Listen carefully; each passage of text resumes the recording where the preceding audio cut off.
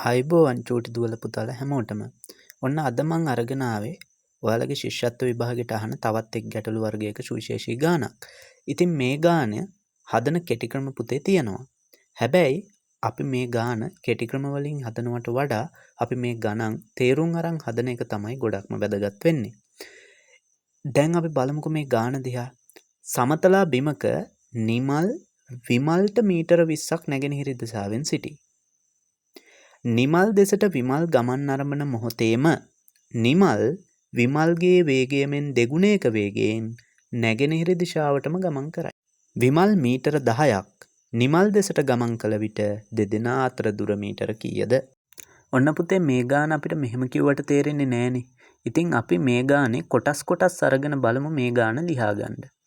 ඔන්න තියෙනවා සමතලා බිමක් පුතේ මේ රතු පාට කඩිරි වලින් දක්වලා තියෙනවා වගේ සමතලා බිමක් තියෙනවා. ඉතින් මේ බිමේ ඉන්නවලු නිමල් කියලා පුජ්‍යලෙක්. මේ නිමල් ඉන්නේ විමල්ට මීටර 20ක් නැගෙනහිර දිශාවෙන්ලු. එහෙනම් පුතේ විමල් තමයි කලින් ඉන්නේ.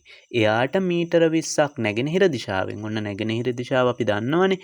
නැගෙනහිර දිශාවෙන් ඉන්නවලු පුතේ නිමල් කියලා පුජ්‍යලෙක්. මේ රූපේ දැක්වෙනවා වගේම ඔන්න පුංචි දුවේ පුතේ දැන් අපට ඒ කොටස හොඳටම පැහැදිලි. මොකද අපි කෑල්ලෙන් කෑල්ල අරගෙන ඔන්න පැහැදිලි කරගෙනයි මේ යන්නේ.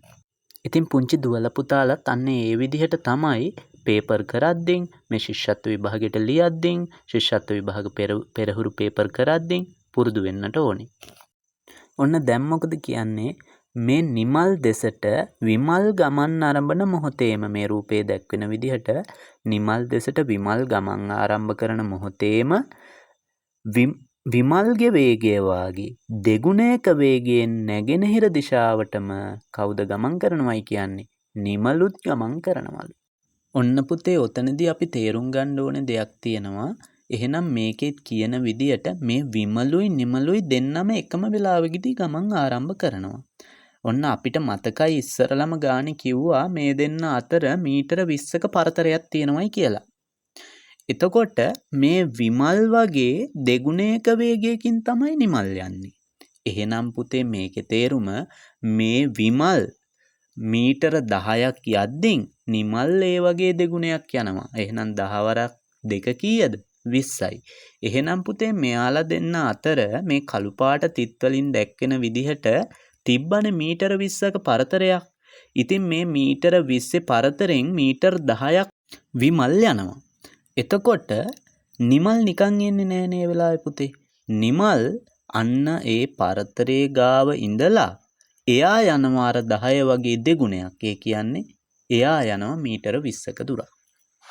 එතකොට පුතේ අර කලින් තිබ්බ පරතරෙන් දැන් විමල් විසින් මීටර 10ක් ගිහිල්ලා ඉවරනේ. තව ඒ පරතරෙන් තියෙන්නේ මීටර 10ක දුරක් මේ දෙන්න අතරේ.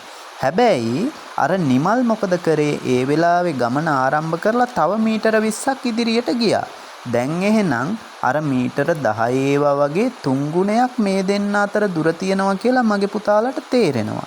එහෙනම් මෙන්න මේ දෙන්න අතරේ දැන් තියෙනවා අර ඉතුරු උණු මීටර 10යි. ඒ කියන්නේ කලින් තිබ්බ මීටර 20 මීටර 10යි. අර නිමල් විසින් දෙගුණයක වේගයකින් ගියපු හින්දා ඇති වුණු පරතරය මීටර 20යි. මේ දෙකේ එකතු වොන්න අපිට හම්බ වෙනවා අපේ උත්තරේ.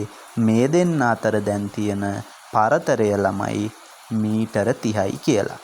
ඉතින් පුංචි දුවේ පුතේ මේ වගේ ගණන් හදන්න බොහොම ලෙහෙසි පහසු කෙටි ක්‍රම තියෙනවා. නමුත් මේ වගේ ගණන් ඔයාලා තේරුම් අරන් හදන එක තමයි ඔයාලට ශිෂ්‍යත්ව විභාගයේදී තියෙන හොඳම විකල්පය. මොකද මේ කෙටි ක්‍රම කියන ඒවා හැම ගානටම අපිට දාන්න බැරි වෙන අවස්ථා එනවා. ඒ වගේම අමතක වෙනවා. ඉතින් මේ හින්දා මේවා තේරුම් අරන් හදන්න. මේවා හරිම ලේසි පහසුයි. අපි අර විදිහට කෑල්ලෙන් කෑල්ලට ගාන තේරුම් ගත්තොත්. ඉතින් මේ වගේ සුවිශේෂී ගණන් අපි දිනපතා අපේ YouTube channel එක හරහා ඔබට සමීප කරනවා. ඉතින් පුංචි දුවේ පුතේ ඔයාලා හැමදෙනාම මේ channel එක subscribe කරලා අපිත් එක්ක එකතු වෙන්න මේ වගේ වීඩියෝ දිනපතා නරඹන්න.